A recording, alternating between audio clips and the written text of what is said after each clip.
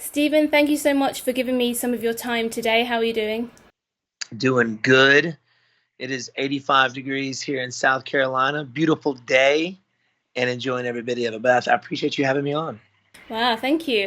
Very different to the weather here in London, but yeah, sounds amazing.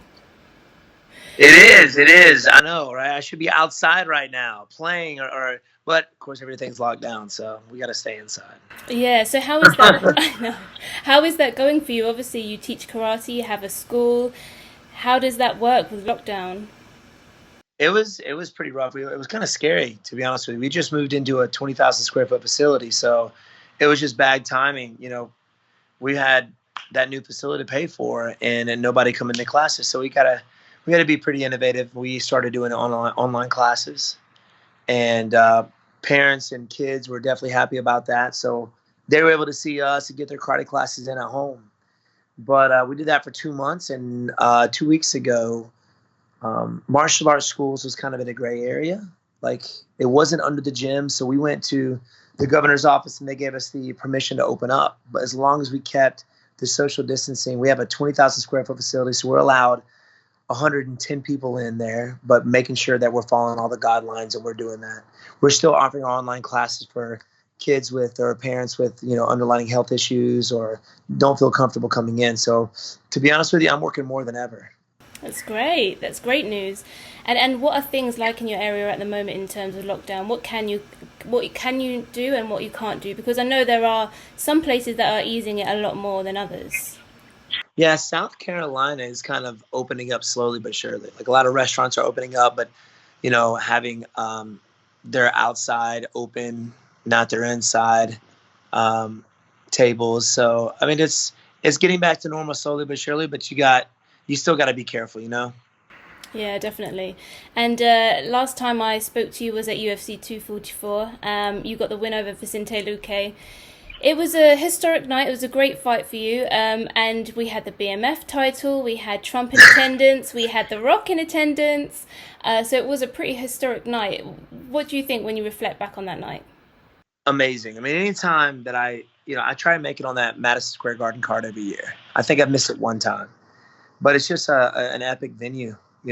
It's an epic place to be. I mean, you have legendary talent, athletes perform there, and now I can say I was one of them. Um, the vibe in New York City during fight week is amazing. And I think it's better than Vegas. I mean, you got so much energy vibrating in such a small area. You feel it. So I love it. I love fighting in New York City. It's kind of like my home away from home. I spend a lot of time there. My brother-in-law lives in Long Island, so do a lot of my training camps with him. So and New York has kind of accepted me as one of their own. So I love it. I think it's great, and to be able to face against somebody like Vicente Luque, and to show myself, not just myself, but everybody in the UFC, the fans around the world, that um, I'm still here. Definitely. And that win got you back in the win column. So how did that feel to was that a weight lifted off your shoulders? Yes, it was amazing. I mean, it was like going out there and be able to take a hit because everybody was questioning my chin after getting knocked out by Anthony Pettis, which is the first time I've ever been knocked out ever. They were still questioning it. And to be able to go out there and take a shot from somebody who normally knocks guys out and keep coming forward, it was just a bonus. Ended up having some injuries outside that fight. I broke both my hands, so it took a long time for them to heal up, which is why you haven't seen me since then. And of course, then this happened. So everything's great. My hands are feeling fine, um, and just itching at the bit to step back out there and do it again. So obviously if this coronavirus didn't happen, when would you have likely returned? Definitely, I like to fight in May or July. Um, that's just kind of like my goal that I shoot for every year. I try to fight in either May or June, and then hopefully no injuries. I mean, when you're getting closer to 40, you start kind of backing off a little bit. I try not to do 3 fights a year, maybe two at the most. I mean, I'm ranked number 5 at this point, and fought some of the best guys in the division. So just want to stay healthy and try and get that May or June fight or November fight in. So I try and get 2 in a year if I can. So will that still be ideal for you? Considering there is lockdown, some people aren't able to have the training camps that they would normally have. How would that affect you? Well, at this point in time, I mean, I live at the gym. I'm there. I only go home to sleep. That's about it. So that is my home away from home, the gym. So I'm there all the time. I'm with my family, with my brother, my pops, who's my coach. So I'm still able to get training in, working this with my dad and get a little training with my brother more than most. Chris Wyman, who's my brother-in-law, lives in New York, and he was going through a training camp in his basement, which is difficult. And you see that a lot from these guys in these recent fights. They're tiring out very quickly. Anthony Smith tired out in the first round and got finished by Glover Teixeira. So, you got to be smart with it. And with both, you got to be smart with your training, or be smart for others. You want to go to a gym and start working with somebody who may have something. You got to be smart that way, but at the same time, you got to be smart about your career. I'm able to take this fight? People are short on money, and a lot of these fighters, that's how they make their living. Thank goodness that thank God that I don't have to rely on fighting to make a living. We have our own gym here, so that's kind of a bonus. So would you prefer to sit and wait things out, or would you, because obviously the UFC are still going ahead. They've been the first sporting event back. What do you think about them being able to hold events during this time? Well, yeah, they're taking all the precautions, and it is kind of scary because Jacare came to the venue and he got tested for COVID, positive. So I don't know about in the States, but if they do this Fight Island thing, I think that would be an epic spot. I mean, half the roster can't even get into the States, so I can see the frustration the UFC is kind of having. But at the same time, it's great because it's bringing new fans to the sport, because this is the only sport events that's happening is the UFC. It's one of the fastest growing sports in the world, and it's a prime time to get new fans involved. I see why the UFC want to keep going with this. But I think they're doing a good job, keeping everybody healthy and keeping everybody out, not allowing anybody in to spectate. But if I had to pick one, it would be the Fight Island. I mean, I think that would just be an epic event, if it's even a real thing. What did you think about UFC 249? Because that was obviously the first event back, and what did you think? There were some great fights on that card. Some really good fights on that card. You got to see Francis Ngannou knock somebody out again in 20 seconds. He's doing what he does best. You had Cater go out there and knock Jeremy Stephens out with a crazy elbow. And then you had the epic fight of Tony Ferguson and Gaethje. It was just it was a great night of fights. I was actually hosting the main card on my YouTube channel. We're chatting with people and talking. We went live. We didn't show the fight, obviously, but it was like people hanging out with a fighter, talking about the fights. Everybody would type in their questions, and me and my brother, who helps with our YouTube channel, answer, and it was a lot of fun. So we may do the same thing with the fights tonight, but we'll have to do the last three fights, probably not the whole main card, but the last three fights. So. Yeah. Well, what did you think about Gaethje's performance against Tony Ferguson? Were you expecting that kind of performance from him? Performance, yes. I mean, you pretty much get the same Gaethje every time he steps out there. The guy comes forward, he throws as hard as he can, leg kicks the crap out of his opponent, and takes punishment, but keeps on coming forward. It's almost like in every fight he gets not like close to getting knocked out, and then he wins the fight. I didn't expect him to have the stamina that he had, because he talked about before he's going to have to knock out Tony Ferguson because he's not going to be able to make it fourth or fifth round. He said that. So I thought if he was going to win, it was going to happen in the first or second round. And if it was going to happen later on, I figured Tony Ferguson would win it because he's got a gas tank for days. But lo and behold, he ends up finishing him in the fifth round. I almost felt sorry for Tony Ferguson. Felt bad for him. Took a lot of punishment, and he's out there shaking his head, which normally you don't see. I mean, when that happens, you're taking too much damage. And hopefully, I know we didn't get Tony Ferguson and Khabib, but we're going to get Justin Gaethje and Khabib. What do you think about that one? I think it's going to be amazing. I think he's going to give Khabib a better run than Tony Ferguson. to do what he did to Tony Ferguson out there, I think that's going to be the more exciting fight, is Gaethje and Khabib. So I'm glad it happened the way it did. And I told everybody before the fight happened, we may never see the Tony Ferguson and Gaethje fight, even though it was supposed to happen 5 times. We may never see it.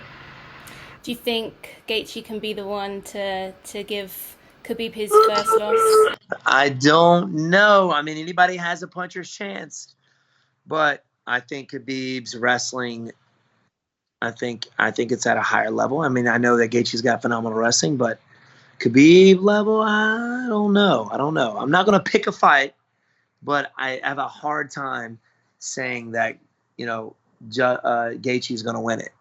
You can't. It's hard to pick against somebody who's only lost 1 round their entire career. And if they did that at Fight Island, would that be an event that you'd love to get on? Oh yes, I would love that. That would be an epic. Everybody was talking about throwing up these Mortal Kombat memes. They had Dana White looking at Shang Tsung, on Mortal Kombat. I think it would be really cool. I just visualize it in my head. Probably not what it's really going to be like.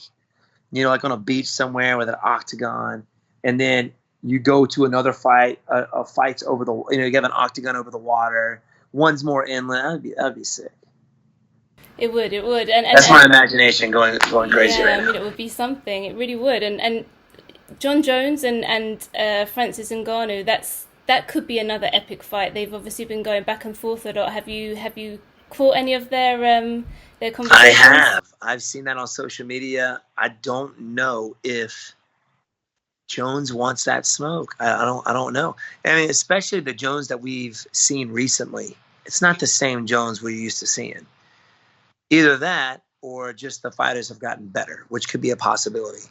But it looks to me that John Jones just doesn't have that fire anymore. He's been getting into some trouble here recently, which is,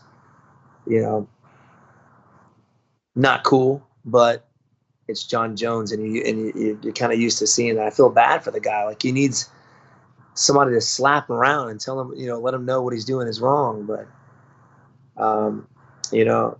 I hope the guy the best, and hopefully he gets things worked out, and hopefully he does. But, Francis is a monster of a guy. I think he's faster than John Jones. He's got knockout power, and John Jones doesn't have that knockout power. I mean, I don't remember the last guy he's knocked out with his hands. He staggered DC. I think he TKO'd him, but that was a kick. But when's the last time he's knocked anybody with his hands? I don't think he has. So, yeah, man, I think it would be a rough fight for Jones.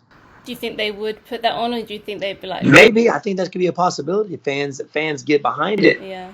I think that's what they're hoping.